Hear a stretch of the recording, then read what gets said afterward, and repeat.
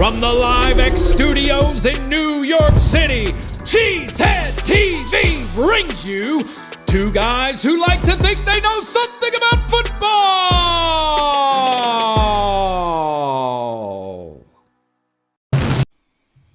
Good evening, everyone, and welcome back to Packer Transplants Live. I am Aaron Nagler, and joining me, as always, is my partner here at Cheesehead TV, Mr. Corey Behnke. I'm coming to you live from the podcast studio in Midtown Manhattan. Corey joins us live across the street from Lambo Field, and we are ready to talk some Packers. What do we have on tap today, Corey? Today, we celebrate the Packers' huge upset win over the Lions, look at the development of Jordan Love, and look forward to a Sunday night showdown with the Chiefs at Lambeau. But right now, it's time for the good, the bad, and the ugly. We got the good, we got the Green Bay Packers. We got the bad, we got short yardage. Yikes. We got the ugly, we got the NFL on Fox, particularly their apparent decision not to give Jordan Love a turkey leg after that game. Absolutely ugly. Hate to see it. Yeah, it was ugly. Disgusted enough. I don't want to talk about it anymore. Made a whole video about it. Go watch that. It was ugly, people. Ugly stuff. You know what's not ugly, though? Lambeau Field behind Corey Behnke. What's up, Behnke? Looking good there in Green Bay. Lambo, Lambo. Yesterday it was 12 degrees, so today it was a little better, a little picked up to 37. So I hope everybody brings everybody coming to the game this weekend. Do not trust the weather forecast. It's going to be cold. It's going to be cold. We got our first real cold spell today in New York. It was lovely. I love it. I've been waiting for the cold. I'm really happy to see the cold arriving. I'm ready. I'm ready. It's the holiday season. Let's do it. Speaking of the holiday season, there are a lot of families out there in Northeast Wisconsin scraping by. Food prices continue to rise. We have partnered with Feeding America Eastern Wisconsin this holiday season, this week in particular, along with Charlie Barons. You see him there on your screen. Say nope to hunger. $1, $1, people, equals 4 meals. The link to donate is in the description of this video on YouTube. Please do what you can to help some folks get fed this holiday season. Do it, people. And then, if you're going to be in the Green Bay area, as I am starting tomorrow, Corey and I are going to be hanging out there at Ridgeview Liquor on Saturday for a Carry the G tasting. That's right. Saturday from noon to 2 p.m. Come on by, grab yourself a Carry the G, get a taste of it, and if you like it, maybe you can buy some, bring some home. This Saturday, noon. Ridgeview Liquor, right down the street from Corey. Buy it. Let's sell out Ridgeview, people. Come on. Mm-hmm. Let's try. Let's work on it. That's what I'm talking about. Are you actually drinking water? What the hell is wrong I was drinking a little water you? There, but I'm setting the table. Corey. Oh, yeah, there you go. That's kind of like ice cold Carry the G. You know what that is? Like, before you put fertilizer on plants, you're supposed to water them, and then you water them with the fertilizer. That's what you just did right now. You basically took some water. What you're talking about right now. And then you're drinking beer over the water. There's water in beer. It's just continuing. You're so weird. You're such a 50-year-old weirdo. Yeah, well, we know that. This is true. This is very true. I'm never going to hear the end of this. I know this. Like, I'm finally just kind of leaning into it. What's funny is that I'm not a 50-year-old weirdo, but I'm way weirder than you. So I don't know what people are talking about. This is true. This is so true. You're like the most normal. But that's probably why we're friends. So. Okay. All right. For anyone who doesn't know what we're talking about, we'll get to it in Blogosphere. So let's get to the hotness, people. Let's roll it.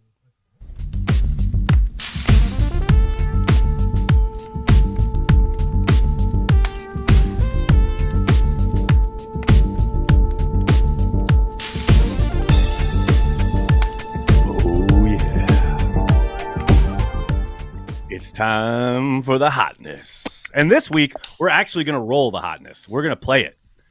That's right. There was a lot to choose from this week. That was a game full of hotness. For me, though, it's this play. Jordan Love to Christian Watson. Easily Christian Watson's best game of the year. Capped off by this touchdown catch. Let's take a look here. The idea, they drop the safety down, widen out the formation, get a one-on-one for Christian. Beautiful throw, and look at that catch. That's what we've been waiting for, people. Take the end zone angle here. I love the fact that, okay, you're going to show a single high? Yeah, I like Christian in the slot. I'll take it. Beautiful work from everyone involved. That, ladies and gentlemen, that's the hotness right there. I like it. Yeah, it's not bad. It's not bad. All right, time to get to some Packers news. Starting with, oh boy, the injuries. 15 people on the injury report that was just released by the Green Bay Packers right before we went live, including Aaron Jones, A.J. Dillon, Jaden Reed, and Jair Alexander not practicing today. Don't love to see it. Some of them are listed as limited, but many of them, most of these guys that are listed here that I'm talking about, Jones, Dillon, Reed, and Alexander, stayed inside for the majority of practice with the rehab group. So don't love to see that, but it is early in the week. I know Reed popped up on the injury report late last week, and he ended up playing on Thursday. So it's very early. We'll see how the week progresses for these guys. But, yeah, Packers still banged up. But in one positive development on the injury front, Eric Stokes is designated to return from injury reserve yet again, as he was earlier this year. Who is that? Who's Eric Stokes? Before his 4-play stint in Denver. He's practicing. He's wow, practicing. That's exciting. Actually, I don't want to get too 21-day practice window. I know. I recommend not getting too hyped for it. Yeah. But he is practicing. That's good. I mean, baby steps, That's right? Cool. He'll be out there. Yep. Be out there eventually. James Robinson is back on the practice squad. This guy. I mean, okay, so they've had him on the practice squad for like 3 weeks, and then they let him go, and then they bring him back to the practice squad. And then they sign him to the game day roster, and then they cut him, and now they've brought him back to the practice squad. I love this guy. He's an Escher painting with the Green Bay Packers, along with Bo Melton, who that news broke after I'd written script. So I know you're a big stickler for getting all the information on the practice squad there, Corey. So Bo Melton is also back, along with James Robinson. And then finally, this piece of news, I thought this was amazing. I guess it makes sense given the Packers brand, but Packers-Lions was the most watched early Thanksgiving game ever. Like but wait, averaging okay, but here's the thing. million. How many times, though, is it an 11:30 game? Isn't it in the past, like when we were growing up, wasn't it like like a 4 and a 7? Like they used to have just 2 games, I thought. They did just It's only been in the always used to have last 2 games. 10 years they've done 3, right? Yeah, NFL Network started producing the nighttime game about a decade ago. I think you're right there. But no, the Lions game's always been like the early, I think the pre-noon kickoff. Yeah. Got it. That's pretty historic. But I don't know that for certain though. That would be a good thing to look up. But I was wondering when I saw that, for a long I was time. Like, well, how many years are we? Yeah, like how many years are we talking about? Right. Like 50 years, 60 when they say years, 20 years, 15 years. Yeah.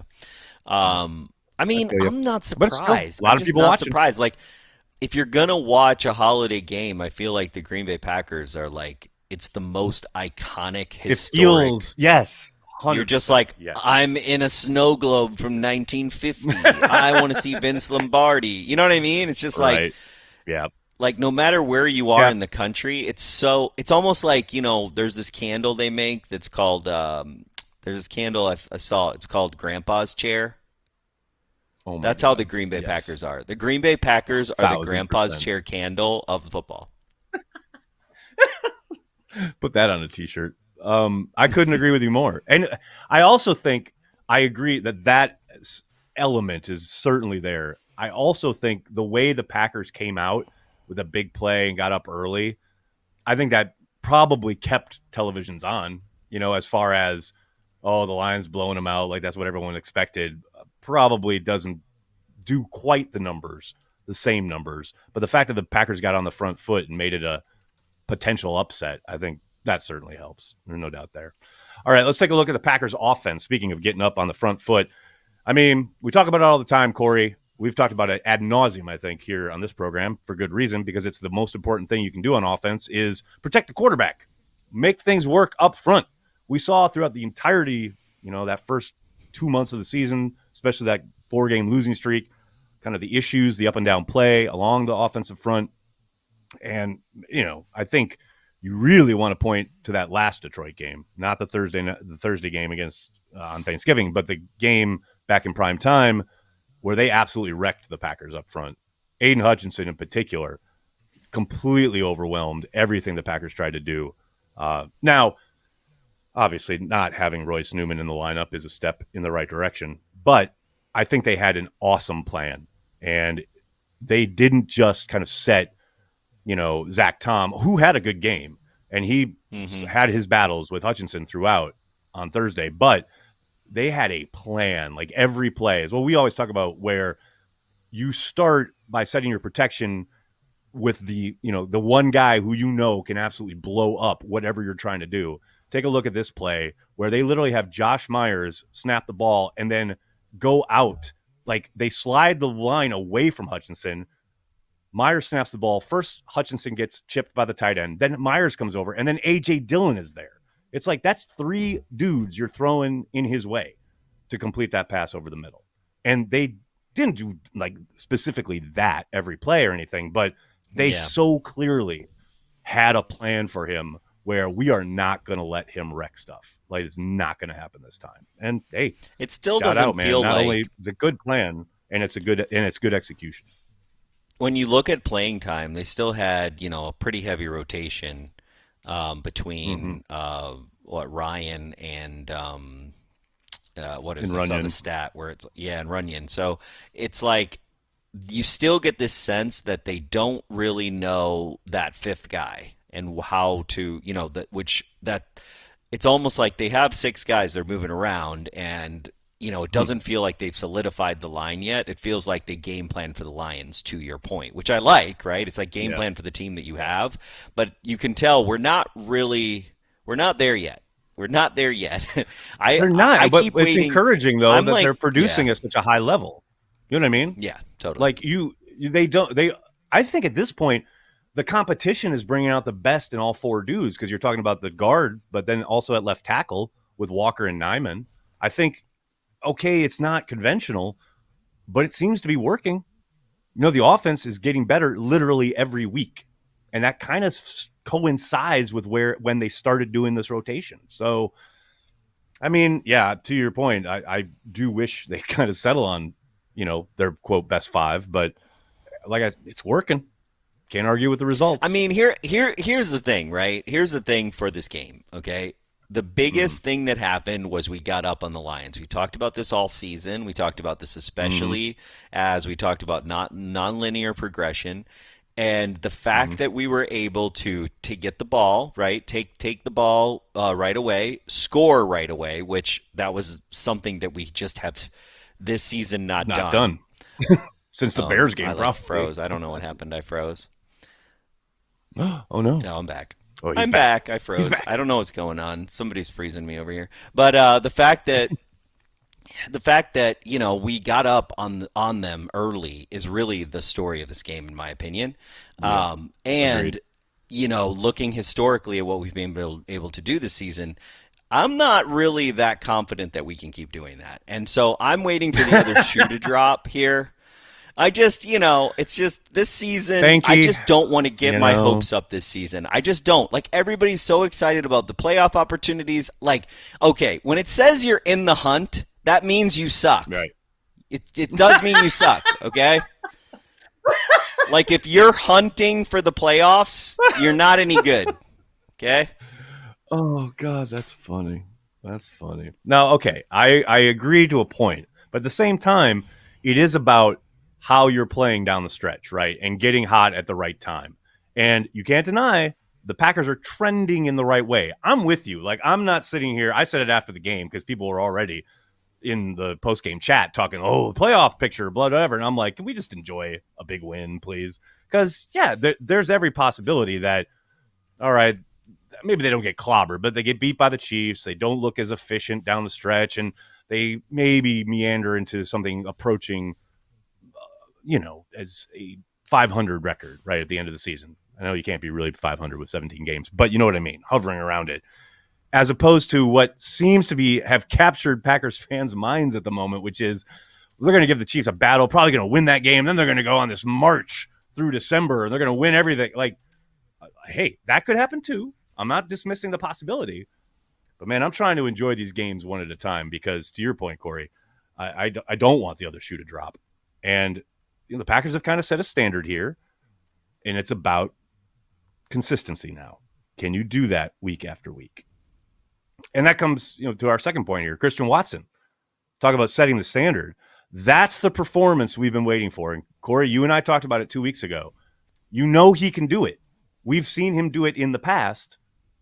Now we've seen him do exactly what we expected him to do in Detroit. He needs to do that every week now because that's who he is. That's what's expected. And that's just the surface, That's where I think the biggest hope that I see for this team right now is in our wide receivers with our quarterback. And two things. One, and we know we're going to get to our quarterback, but the fact that our quarterback has had all this adversity and that he's getting rid of the ball quicker and that he's making decisions quicker and that he's got more, this whole thing, I think we said it 2 weeks ago, where the one benefit of not having a number one wide receiver or really a number two, right, you have 4 or 5 guys all coming up together as equals. Right. And so you have this kind of thing where they've got this vibe together that's really super exciting. And they don't have any of the negative aspects of like having a veteran teaching them. Like that's a good thing to have a veteran, right? But it can also be a negative because you can get bad habits. And, it just feels like the biggest nice hope that I felt for this offense is the fact that, our line somewhat held up, had a game plan, but then, our quarterback and our wide receivers really are talking to each other. And you can I think that's what's getting people most excited in my, the exciting progressive things that are happening with the Green Bay Packers. Couldn't agree more. And I think, for all the lumps they had to take early in the year, there was a lot of talk, especially when they were struggling on offense, about, well, they didn't sign a vet. They didn't bring in a veteran wide receiver to mentor these young guys and all of those things. But it's like, I love that they're all coming up together. And I love that they didn't have to sit behind some aging veteran who's probably just there to get a paycheck and, help teach them how to be a pro or whatever. But they're learning those things. They've definitely taken their lumps along the way this season. But I love that this group is, like you say, really becoming pretty clearly a damn tight-knit fighting unit all together, all at the same time, and they're only going to get better. The sky's the limit, man. The offense all working and gelling and finally kind of even scratching the surface of the potential that we thought we saw this summer. Man, I'm excited. I'm really excited. And then finally on the offensive side, you just alluded to it. Jordan Love, man, I'm in. Like, sign him. I know there's all sorts of timing things regarding like when they can sign him because of the CBA or whatever. Whenever they can, they should. I've seen enough. I've seen what I need to see. I feel like I'm not sitting here saying like he's going to be a Hall of Famer or anything, but like I'm in on let's go try and win a championship with this kid. Like I love this guy. I feel like they will. I feel like they're in on him for at least the next contract, right? Right. Yep. Yeah. And look, you've seen kind of the growth over the course of the last month, last 4 games in particular. And I love this stat that the Packers threw out there this afternoon. First quarterback in Packers history, in the 100-plus year history of the franchise. Franchise has had some pretty good quarterbacks. He is the first one ever to have three touchdown, no interception games within his first 12 starts. Sounds pretty promising to me. But at the same time, though, he also, I saw some of these stats where if you compare him to Rodgers' first starts, they're literally identical. Yeah, they're very similar. Like literally the yards are like the same, TDs are the same. It's crazy. Right. Yeah, it's like, a little I think spooky. First 12 starts or something. It's like something, I can't remember the stat, but I mean, it's crazy spooky. People were showing that. I was like, damn, that's crazy. And everybody considered Rodgers not very good his first. You know what I mean? Like it was like, because we had Favre. Well, he was good. It was just they didn't win a lot. They only won 6 games. And, some of those where he got them a lead and then the defense gave it up. I mean, he had his ups and downs. It was funny, though, because I remember after the Raiders game, right, where Jordan threw that interception and Twitter was ablaze. And God bless whoever runs the Twitter account, Jordan Love Bookmarks. And they had gone back and gotten tweets literally from, I think it was Rodgers' 4th game, where he threw a bad pick at the end, and Twitter was like, "Oh, this guy's not Favre, and get rid of this bum," and all that stuff. It's like, man, it really is True Detective out here with the Green Bay quarterbacks. It's like time is a flat circle, I tell you. And the same people who wanted Rodgers gone probably all want Love gone now. But he's doing well, and I think they got their guy. I'm in on let's give him a contract extension. Let's ride. Let's go. Let's switch over to the defensive side of the ball. We've heard a lot about Rashawn Gary for good reason. Preston Smith keeps bringing it week after week. Kenny Clark, I think these last 2 weeks have been his best ball of the year, no question about it. But the guy that I think is quietly really starting to ascend is Carl Brooks. I mean, going back and watching the tape of this kid on Thursday, he's legit, man. Like, I like Wooden, his fellow third-day pick there along the D-line, and I think Van Ness is doing some nice stuff. But, man, Carl Brooks is legit right now. Like, he is contributing, and he's getting better every time he's on the field. And there's very little drop-off when he's in there. Like, in the past, we've seen when they've had these rotations up front, what's his name, who plays with Denver now, some of these D linemen who would come in and it was like, okay, they'd give you some workman type reps, but nothing, certainly nothing spectacular, barely kind of functional.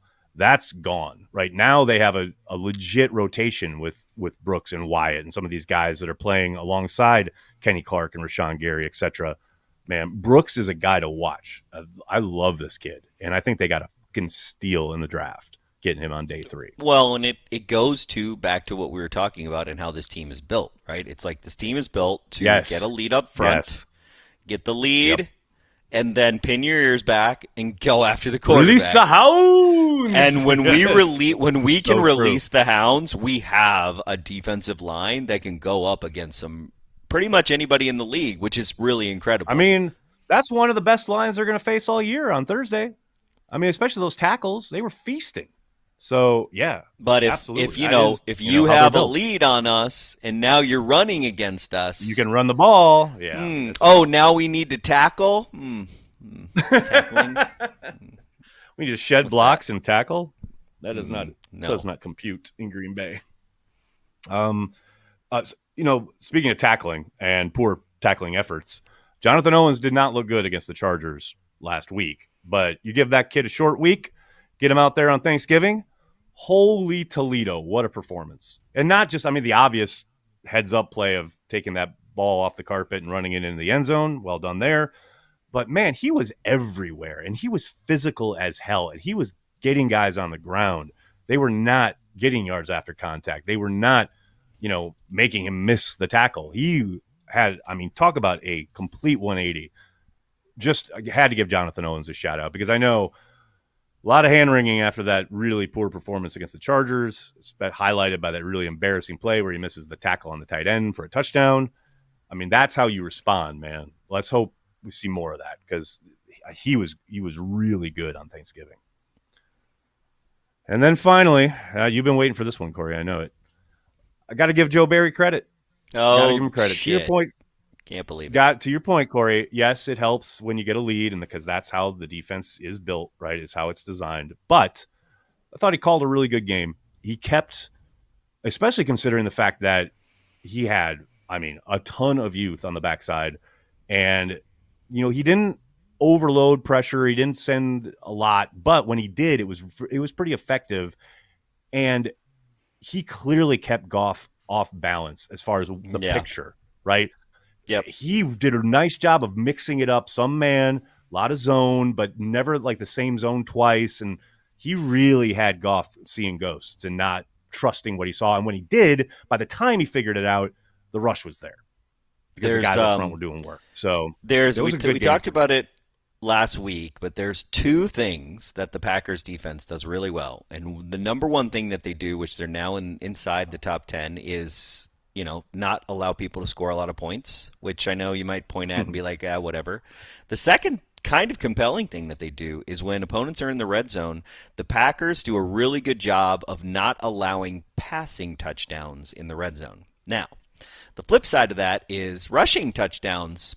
Yeah, you can have them. So, again, like our rushing defense is really like the most concerning thing. But at the end of the day, if we can get our offense on track, that's really not going to matter, in my opinion. But I mean, it all matters. But yes, that it won't hurt them as much because teams are going to be in pass mode. I feel you, dog. I feel you. I'm not ready to make comparisons to 2010 yet. That's just me. Okay, didn't matter in 2014. Thanks. Oh my God. Let's take a look at this Chiefs-Packers game. Big game at Lambeau Field on Sunday. I will be with Corey. We'll be doing a watch party from Corey's home. We're going to get double dose of fireworks. Actually, no, we're gonna get. Should we? No, we might not do fireworks. We might do The Office, so we might be able to see fireworks. We'll just see the fireworks. We'll see the fireworks. So we'll announce fireworks. We have Lambo Cam go. We may have Lambo Cam. I don't know. I don't like to do a lot of work, Nagler. So we'll see. It's a fair point. It's a fair point. That is a lot of work. I apologize. When it comes to putting up another camera, when it comes to putting up another camera, I'm kind of like the Packers are on defense. You know what I'm saying? That's fair. That's very fair. The Chiefs I'm are the favored Joe Barry of putting up by cameras. 6. I'm the Joe Barry. Yeah, you are. The Chiefs are favored by 6 on FanDuel, and I think that's probably going to creep up.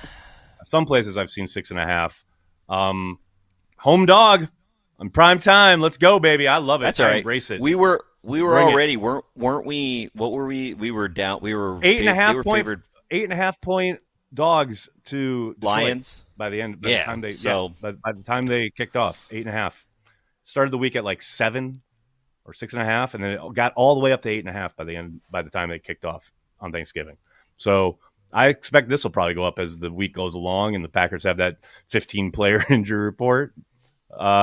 Bring it, man. Home dog. I love it. I love being in this position.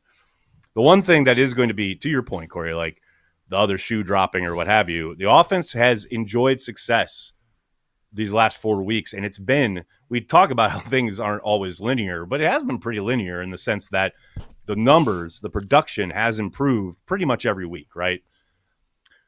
The Chiefs are a different beast. They're a different animal. This is a defense that has held every single opponent that they have faced this year to 21 points or fewer.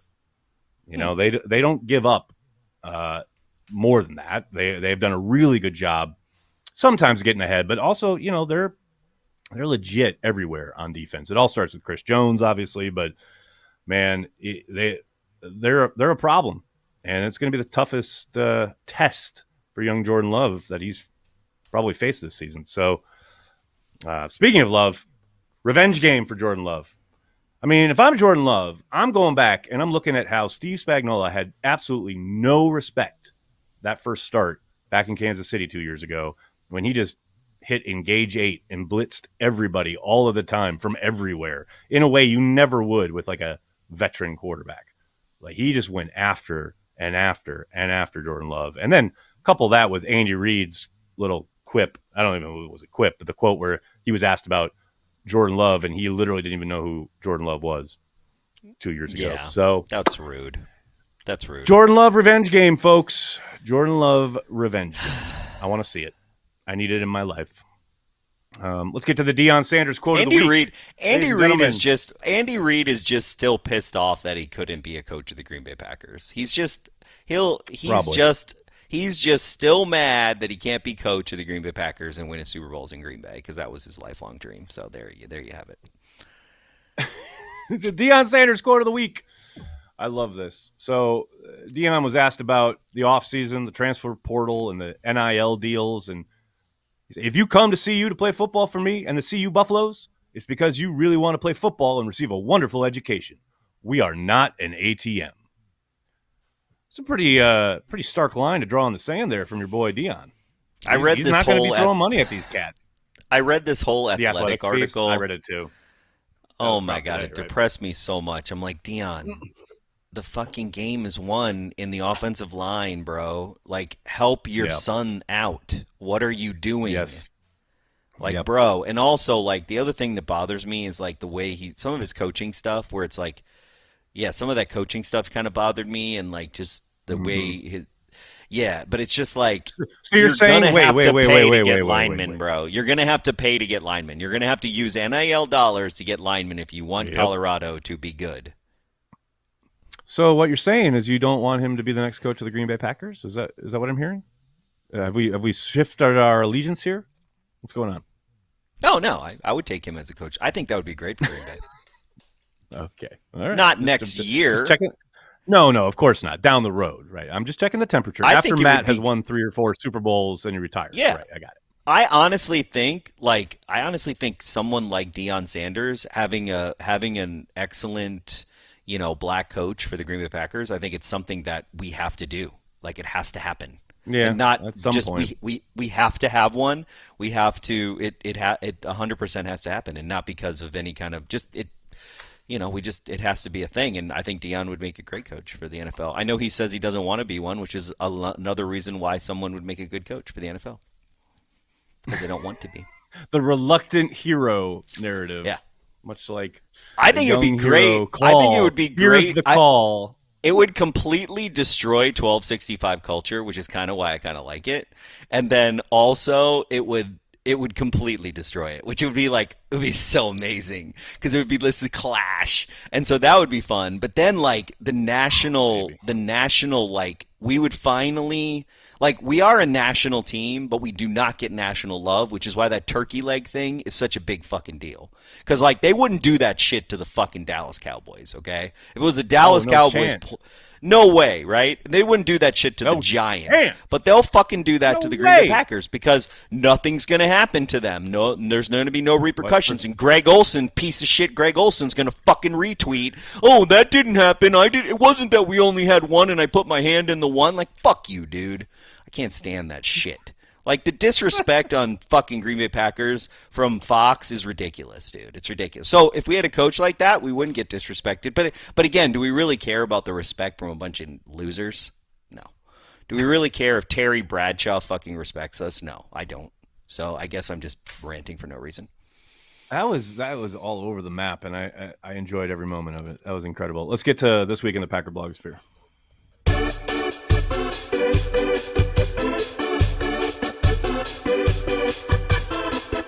This week in the Packer Blogosphere.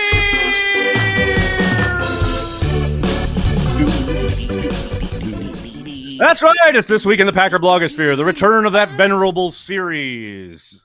As you heard Corey allude to at the top of the show, at the top of the program here, there's a new phrase going around on the Packers internet regarding yours truly, calling me a 50-year-old weirdo. And a lot of people ask, what's that about? What is this about? Like, why is this a thing? And some people understand where it's coming from. People know the quote from one Pat McAfee on his program the other day, I believe on Monday. And I just wanted to kind of draw out the narrative here because I've had a lot of people ask me about it. And I find it's probably just simplest if I lay it out here, the entire genesis of this, where we've culminated to with me being called a 50-year-old weirdo on the biggest sports program going. Well, I just want to let's go back. Let's set the Wayback Machine for Pat McAfee on his program this past spring when we were in the throes of leverage gate. Like, who had the leverage, the Jets or the Packers, when it came to the Aaron Rodgers trade? And, everybody had an opinion, including Pat, and he went pretty hard for his boy Aaron Rodgers in attacking Brian Gutekunst. You can't put it any other way. Let's roll the clip. The reasons why two very smart people and very good negotiators have not been able to figure it out. Who's the smart person? You mean as far as negotiating, like in this negotiation? Yeah, who are they? Joe Douglas and Brian Gutekunst. Oh, Gutekunst, we're just automatically assuming he's a smart person? I mean, I think Joe Douglas is proved as Gutekunst. Oh, I mean, that's an interesting, right? I think he's pretty. I think he's an NFL general manager. Those guys. Oh yeah, they've never been shitty fucking general managers. Jordan Love pick is a good one. Probably. We'll find out. I mean, we don't. No, we don't. We have no idea, right? And that's the other thing is like, I've talked to plenty of Packers people who really like Jordan Love and are optimistic, but they know what is the truth. I think you do not know. You have no idea. trading. No clue. They're trading Aaron Rodgers, and when the lights come on, they think he's going to be good, but the reality is you simply don't know. Okay, I assume Gunther Kuntz is a smart human. He's a general manager for an NFL team. Got there. But just being like, well, we got two really good negotiators. Is like, do we know that? So, of course, Joe Douglas is proven, I think, because he drafted some good players. Not like Brian Gutekunst hasn't drafted Jair Alexander, Rashawn Gary, Elton Jenkins, and now it's looking like Jordan Love. Like, the list goes on. So, drafting Ian good players. Rappaport is like, he does not know. He's like, I don't want to touch any of this. I don't want to touch this. Right. Totally. What? Totally. So funny. 100%. So, that happened, right? And that really got under my skin because I like Pat. I respect Pat. I think Pat does a great job. I think he's done incredible stuff with his program, mostly because he's usually really up and positive and a force for good and tends to be a lot of fun. And that particular clip is so spiteful, and it's so clear that he's been told these things by Aaron Rodgers. Like, of course, well, which is fine. Like, Aaron's on his program. That's his meal ticket. I get it, right? So fast forward to the season has begun, and the Packers aren't doing so well. Tough little run there, that 4-game losing streak. And after the Vikings game, not only did they have this little discussion on their program about the Packers and where they were sitting, but they tweeted out on their social, Packers fan vibe check. Funny how that hasn't happened since the Packers won 3 of the last 4, but I digress. So here's what he had to say while the Packers were stinking. Now we're sitting in the time where it's Gutekunst's baby. The coach that he hired, LaFleur. Yep. The quarterback he drafted when he traded up is now the quarterback. The free agents that they brought in, his free agents. The wide receivers, his free agents. Now, they won't give the damn ball to Aaron Jones, seemingly. I don't know why that is. But he brought in A.J. Dillon. This is their team now. This is the next generation of the Green Bay Packers.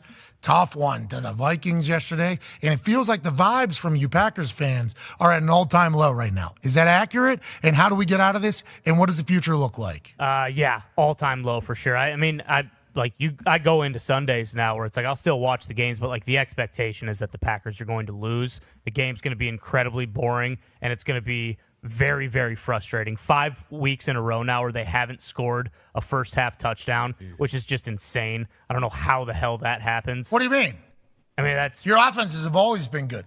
They have always been Green good. Bay, they've always Long time. Offense has always been very good. It's always like the other side. Always been good. And then again, I feel like such an asshole. Wait, Aaron Nagler told me. What do you? He told me. What do we mean? Well, that's What did he tell you? people. Well, he said that Gutekunst got a vision and all this stuff, and me questioning whether or not Gutekunst was a great GM or not. Still wondering if he's great and having the opportunity to prove it. I got slaughtered by Packers fans for wondering if maybe this decision doesn't work out, how will everybody be judged over there whenever they were the ones forcing that old hippie out of the building? And remember, I'm just saying that because we obviously carry the water for Aaron Rodgers and everything like that. I mean, you do carry the water for Aaron Rodgers, Pat. You know this. That's not a secret, right? So my name. He knows my name. Funny, like there he knew my name. So, Thanksgiving week arrives. The Packers on national television put a hurting on the Detroit Lions. Look good doing it. One more day later, the Jets looking awful. Funny how he's always talking about Gutekunst. It's never about Joe Douglas. No, Joe Douglas was proven, remember? Proven to be horrible, yeah. So then I just put up that clip from the past spring where he's going after Gutekunst, and I just said, I'm here if you need to talk, man. That's all. Pretty simple, pretty straightforward. And so Monday, we got this. It gives you a lot of hope, I think, as a Packers fan. Yeah, I think so too. And as you watch it, and some 50-year-old weirdo who's a fan for the Packers recycled a clip from me talking about as I misspoke whenever I said, "Is Guti a smart man?" Sure. I don't care if he's a smart man. Is he a smart GM, though? Right. Is he? I asked that question to Rappaport back in the summer, I think way back before the season, in March, in spring. I said, is he proven to be a smart GM? Has he proven that? I don't know if he's proven it, but they're looking pretty damn good now, aren't they? And yet you won't touch that with a 10-foot pole in your comparison to Joe Douglas. Man, just be honest. That's all I'm asking. Just be honest. Like, it's just the vendetta, which is clearly driven by someone else against Brian Gutekunst, is fucking ridiculous. That's all. It's pretty cut and dry on my end. I mean, I like that, Corey. It's hard to ask someone to be honest when they're driven by someone who's not honest. So, it's a fair point. It's a fair point. I don't know. I'm sorry you broke up. You're going to have to try me on FaceTime there, Corey. If you could, that'd be great. Let's get to the super chat, shall we? Also, I do want to say AJ Hawk in that one clip, he's like I watched AJ Hawk in the first clip and he's kind of like, I can feel AJ Hawk's Packers legacy slipping. I can see in his mind he's like, right. That's my team, you know? It's just so funny because it's like they make Ty to be the Packer fan, but it's like it should be AJ Hawk, in my opinion. It's just weird. It's just so weird. Well, yeah, AJ's the professional, and I get it. And look, I like Ty a lot. I think he does. Is he great the professional on that program? What is he a professional at? Who, AJ? He doesn't even talk on that program. I talk more than fucking AJ Hawk on the program, bro. He literally sits there and smokes a cigar. Oh, I want AJ Hawk to fucking hate me. AJ Hawk isn't even one of the best linebackers of the Green Bay Packers. I don't give a fuck about AJ Hawk, okay? I would love AJ Hawk to call me a 50-year-old weirdo. I'm not even 50 years old. I don't give a fuck. Don't even get me started on fucking AJ Hawk. He should be sticking up for the Packers. He's a Packers. If you're a Packers legend, you shouldn't sit there and take that shit. You know what I'm saying? Don't sit there and look all uncomfortable. Fucking stick up for your team. We're gonna put you in the Packers Hall of Fame. You're gonna be in this building right here. You're part of 1265 legacy. You won a Super Bowl with the fucking team. Like, stand up. Don't get me fucking started. Very fair. Very, very fair. Let's get to everyone's chats because I think we have a few. Ryan Willie, I don't like the 12 p.m. games. 3:25 games are okay for second half fireworks. I don't like waiting all day for Sunday Night Football and Monday Night Football. This 50-something doesn't like getting old. Ryan, I think if I'm reading this correct, like he basically doesn't like anything. Like what? What? Ryan's like, I don't. Ryan's a grumpy old man, dude. What the hell? Oh man, Uncultured Barbarian. Today on Behnke on the Beat, Corey looks McAfee right in the eye and says, "I'm your Huckleberry." And on Brandy and the Barbarian, they attempt to go a whole show without slamming Joe Barry, and they fail. Uncultured, they fail. Mimsy, thanks for the super chat. Cheesehead TV, 50-year-old weirdo, aged whiskey coming very soon. Yeah, it's not going to sell very well. Brian Costanza, we're going to beat the Chiefs. I like how you're thinking, Brian Costanza. There you go, Brian. A lot. Come on now. Cheeto 0218. This chat brought to you by my bet. Packers pounding that kitty. I like it. There you go, Cheeto. There you go. I like it. Ryan Willie, I have to disagree with Corey about wanting Taylor Swift at the game. I want Chris and Al to focus on the game. Ryan, we've already discovered there's a lot of things you don't want to have happen. So why don't you tell us something you do want to have happen? Okay? But thank you for the super chat. Put some positivity into the world. John Simitovich, give me a Bile Swift shotgun challenge of carry the G or give me death. Really excited to see how J-Lo and the offense can build off of the Detroit game. Go, Pack, go. Thank you for the super chat. Mimsy, we were in the hunt for 6 weeks in 2010. That's true. That's true. We were. Mm-hmm. We were in the hunt. We were in the hunt. In the and hunt. Then we had a long road. Oh my God! Can you imagine if? I mean, here's the thing. Like I said this in the Patreon Happy Hour last night, and we were like, I was like, okay, there's one thing that's off the table, and that's a Packers playoff home game, and that makes me sad. But yeah, I mean, can you imagine we go on the road and that'd be crazy. Win it up. All right. Crazy Town. Dag, thanks for the super chat. Can we find the guy who donated his ACL to Aaron Rodgers and have him donate his knee as well to Aaron Jones? There we go. Nice. I like it. That's a plan right there. Be nice. JP, I saw the Big Cat moved us up from the ass tier to someone has to get the 7th seed in his NFL power rankings. Even haters getting nervous. Here's the thing. I saw that. Here's the thing about Big Cat. I completely trust everything he says about the Bears.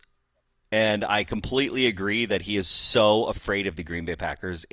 I think the Green Bay, honestly, I feel like the Green Bay Packers, he's more afraid of the Green Bay Packers than anything else. And I don't know why. It's like this some people have agoraphobia or they have, it's his phobia. Yeah. No, but they're not all Bears fans like have the Green Bay Packer phobia. And it's because of the time he grew up, because he grew up in our time. Yeah. He's like an inverse of us.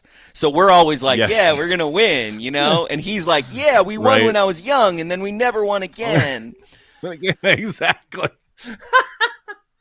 The Bears are literally like, dude, when he was growing up, true. the Bears were the all-time winning team in NFL.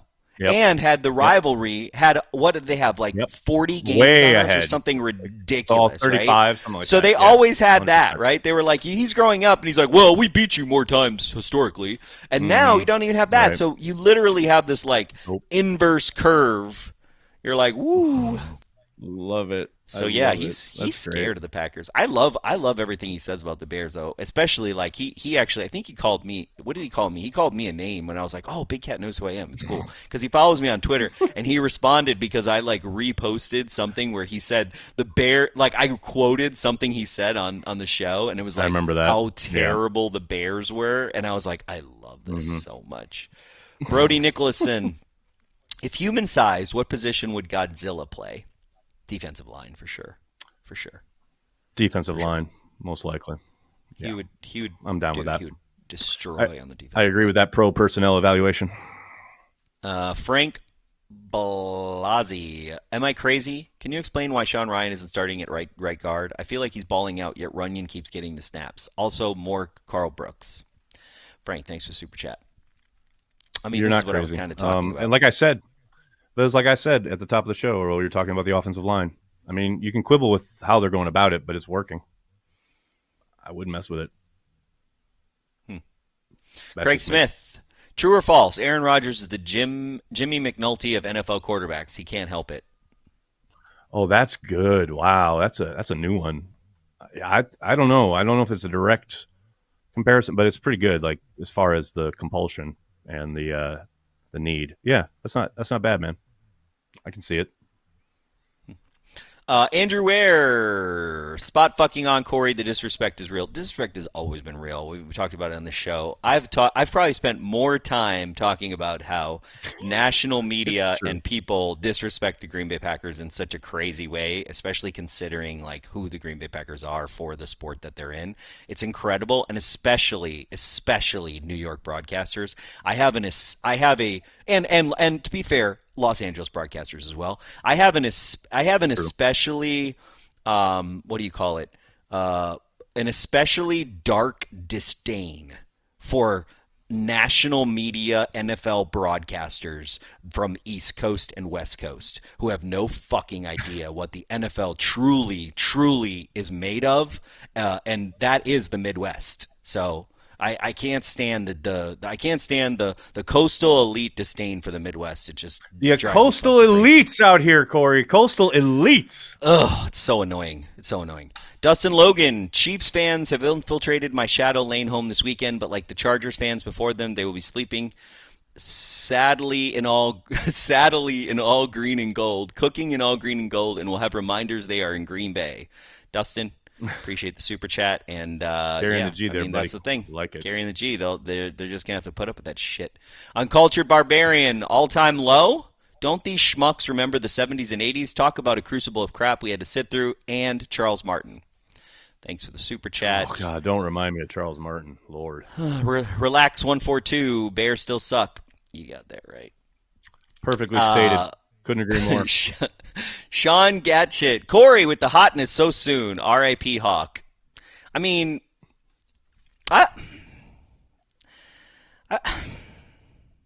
did A.J. Hawk even play for the Green Bay Packers? Like, did he even play for us?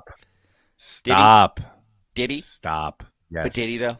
Did he? He made a ton of tackles, won a ring. I mean, played Clay Matthews was a better linebacker. Clay Matthews was a better linebacker. Didn't miss games.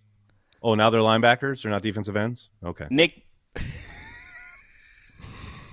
Well, they're defensive ends when they put their hand down. That's what coach said. They go to the nickel. I didn't say it. I didn't say it. Coach said it. I know.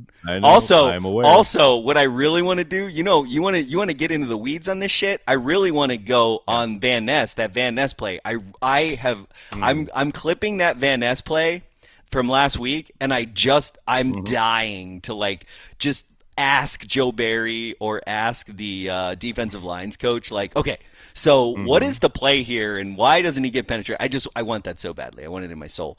Janice L. coming in for game. You guys hanging out anywhere? Yes, Janice, glad you asked. We are indeed. 12-2, Ridgeview Liquor on Ridge Road. We're having a Carry the G sampling. If you guys want to play that graphic, if you have it, producing team, that would be great, and you can go ahead and play it while I'm talking. We're going to be at Ridgeview Liquor, and also we're going to talk about it in a second, and there you go. Aaron and I, noon to 12, Ridgeview Liquor. So it's right down the street from Lambo Field, the old 1265. It's about 4 blocks on Ridge Road, and you can taste Carry the G, and hopefully we're going to sell out Ridgeview. And then also, we're going to talk about this in a second, but if you are a Patreon member or a Carry the G member, we also have a Patreon meetup at Titletown, which is going to be pretty awesome. So make sure you do that, and we'll talk about that in a second. But yeah, we are hanging out, as it were. Wendy Vance, thanks for the super chat. I want the 50-year-old weirdo T-shirt. Yeah, the guys on 97.5 The Game, they were talking. That was a pretty cool clip where they were. I mean, Kuhn had your back, bro. Kuhn had your back more than even I usually have your back, which I thought was crazy. I was like, John Kuhn's coming. You never have my back. You always jump in with whoever's attacking me. Usually, you rarely have my back. Please, come on. Kuhn's my new wingman. Let's go, dude. Kuhn's coming for my job, bro. That's what it felt like. That's literally what it felt like. It felt like it. Yeah. It felt like, he was like, I'm buying the cheese. I mean, he was talking about all this stuff. I was like, bro, what happened? What world am I living in right now? It was great. It was great. I loved it. Porkmaster, on Big Cat's podcast, he does a bit where he asks for a safe space and asks all Packers fans to turn it off. He then talks worriedly about Jordan Love being good. It's great. Anyway, let's go Pack. That's so great. Yeah, he did. Somebody retweeted it this week. It's so funny. It's so good. I love it. Noticeably, he used to text me when the Packers were doing poorly at the start of the year when Jordan Love was throwing interceptions, and suddenly those texts have all dried up. They're not forthcoming after the games now anymore. I can't imagine why. Nicholas Miles, do you think any players secretly follow Cheesehead TV? Yeah. I don't know if it's secretly. I think the ones that do. I know players that do follow us. Out front about it. Yeah. Yeah, David Bakhtiari follows One of us. our latest, Dave Bakhtiari does, but one of our latest is Rasheed Walker. Shout out Rasheed Walker, man. Thanks for following Cheesehead TV. Appreciate you, man. I mean, I remember it was fun on Transplants when Aaron and I, we would have we would always have kind of a new guy, but it'd be the 6th round pick or whatever, and or they'd reach out and yeah. I mean, I think we were hustling back in the day. We had tons of players on, man. I remember the great quest was to get Nick Barnett on, which we finally did. I think years after we first started trying. Yeah, but yeah, I think there are some players that follow us. There's no doubt. Yeah, I mean, I just feel like players don't have time. It's you need the unwind time, and you just want to you don't want to listen to a bunch of dumbasses, and we definitely qualify there. Ian, buffoons, thanks for the super I chat. believe Aaron Rodgers stated. Oh yeah, buffoons. Yeah. I'm just happy. Hey, I'm just happy people know who I am. You know what I mean? If they're talking shit, you know what I'm saying? You ain't popping if you ain't got haters. I mean, I'm not asking for it, and I'm not hating on them. And they're just you know what I mean? It's I'm just living my life over here. I'm just trying to be the Packer fan. I love it. I'm just trying to be the best Packer fan I can be. And if people are going to hate on that, then, fuck them. Ian, hey, brothers, just jumped on, but can't wait to see you all this weekend as we shock the world again with the Packers win. Go, Pack, go. Thanks for all you do each and every day for Packer fans worldwide. What's up, Ian? Thank you for the super chat. Pack Fan 39, can y'all get Tremont on again? Missed that guy. Yeah, he was going to try to come to my tailgate last time he was here for alumni weekend. I believe he was here, but he just couldn't. Right. He couldn't make it. But yeah, love to get him on. Love Tremont. He's awesome. Thanks for super chat. Stanley Williams, is Joe Barry being aggressive on blitz packages? I don't know about aggressive. He called a good game in the sense that he brought a couple of different pressures. They weren't like the obvious ones where you have, the linebacker line up outside and come blazing off the edge, and it's really easy for the quarterback to identify. They had a really nice mix of 4-man rushes with a couple of 5. He sent Quay Walker one time up the middle, and I think Corey, I remember on Watch Party, Corey was like, "Yo, Goff is scared because he saw, basically the sea parted, and they always expect that backer to stay in coverage, and all of a sudden Quay Walker came gunning down the barrel." I thought I don't know if he's more aggressive. I think he's still pretty, limited as far as the number of pressures he calls, but they were pretty damn effective when he did call them on Sunday or on Thursday, no doubt. Mark Gordon, thanks to Super Chat. Players don't have time equals A.J. Dillon needs to tend to his virtual farm. Go, Pack, go. Well, that's kind of my point, Mark, and I don't know what currency you gave us, but I don't think that's a euro, and it's not a pound, so I don't know what that is. No, that's a euro, I think. I don't think it's a euro because it's got the 2. I don't know. I'm too stupid to understand. I don't know. I'm American. This is my point, though. This is like my whole point, Mark, is like they need their wellness time. So like playing a game is like you're just not. I kind of get why he plays Virtual Farm because it's like, hey, I got a kid. I love my kids and my wife, and I just need an escape from everything, and I don't want to listen to a bunch of idiots talk about what I got to do, and you know what I mean? Like, and also, so that's it's wellness time, virtual farming. King Far, oh, whoa, that happened. Here we go. Rob Grancy, thanks for Super Chat. Hawk had like 1 million tackles, but it seemed like most of them were 20 yards beyond the line of scrimmage. Oh, I'm loving this. I'm loving this. Here's what's I'm loving you know what's crazy? I spent the entire time that cat was a Green Bay Packer defending his play, and then like he blocked me like while he was still playing on Twitter, and here I am like years later doing the same thing by saying like obviously that's an over exaggeration. Hawk was instrumental in helping bring a fucking Lombardi trophy back to Green Bay, Wisconsin. What do people not understand? Forget where he was drafted. He was insanely productive, and he was an Iron Man. He never missed games. He always answered the bell. Look, I don't give a shit about what AJ is or isn't saying about the Packers when he's on with Pat McAfee. He was a really good Green Bay Packer, and that's all I care about. He was a good 3rd-round pick. Unfortunately, he was taken 5th. Fair enough. I mean, that's the God's honest truth. He's the worst 5th pick the Packers have ever taken. No, that's not true. He's the 10th worst. That's not true. I just said that, and I was like, immediately was like haunted by like anybody we've taken in the 1st round. I was just like, oh my God, Jamal Reynolds. And I was just I actually could think of players, and I was like, they're terrible. I was like, what are you saying? Yep. Like that just doesn't make any sense. King Favre, thanks to Super Chat. Appreciate it, buddy. Skylar Bertram, expect Barry to be in his bag Sunday, taking on Mahomes, and Andy Reid must feel like his own personal Super Bowl with that cover 4 defense. Thank you for the Super Chat. Hey, man. Barry had a good fucking plan last time around against Mahomes. Like, go back and watch it if you can stomach the stuff on offense from the Packers. That last Chiefs game, he called a good game. They played well against Mahomes. So here's hoping we dial up some more of that. I do want to give a shout out real quick to Johnny Rivers for coming back to the Carry the G Club. Thank you, buddy. Appreciate your support. And as well as Eddie Petsky. Join the Carry the G Club. Thank you, Eddie. Really appreciate it, man. Yeah. I took back that saying. I took back that he was the worst. Rock and roll. Let's give a shout out to our Patreon members, shall we? Patreon members out there, you guys are the lifeblood of what we do here at Cheesehead TV. We cannot begin to tell you how much we appreciate your support, as well as all you folks with the Carry the G Club.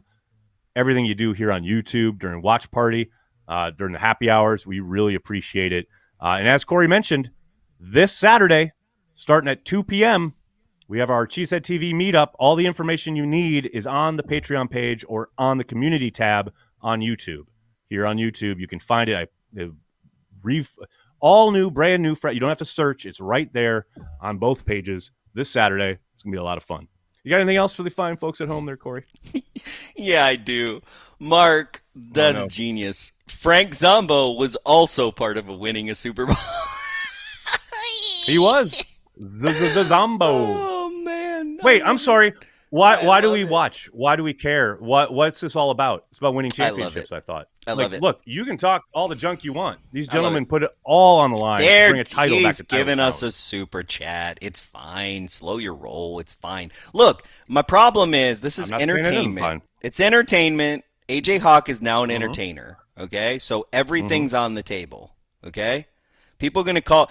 I love how you're like, I don't defend you. And I'm literally like talking shit about somebody who's not like, who's not defending the Packers and not actually like should be the one that actually goes against what Pat's saying. But he can't because everybody in that house is an Aaron Rodgers fanboy, you know? And that's kind of my point. I mean, it's like, well, AJ's like one of his best friends. I mean, that he's never going to go against Rodgers. I mean, that'd be me blasting you for whatever but like thing was but he going can on also outside, kind of disagree with like the fact that he doesn't disagree, the fact that if you look at the way he looks I agree with you. If you look at the way he looks when Pat McAfee is talking shit about Brian Gutekunst, he clearly disagrees and says nothing. That is all this whole conversation is, right? So I get that Aaron Rodgers is best friend, but Aaron Rodgers can be your best friend, and you can also say, hey, Pat, you went a little too far. Like, Brian's not stupid. You know what I mean? Like, that's all. It's like, instead of saying something, he sits there and says nothing, and I'm talking shit about that. So you don't got to defend him. It's okay. I'm not. That'll do it for this episode of Packers Transplants. We'd like to thank everyone who makes Cheesehead TV part of their daily Packers routine. We are and will always be devoted to Green Bay Packers fans worldwide. I think it's a fluid situation, and I know you guys love it, especially Nagler. I can see you smirking at me right there. We're going to take it one day at a time, and it's going to be fluid, though. That's all I can tell you.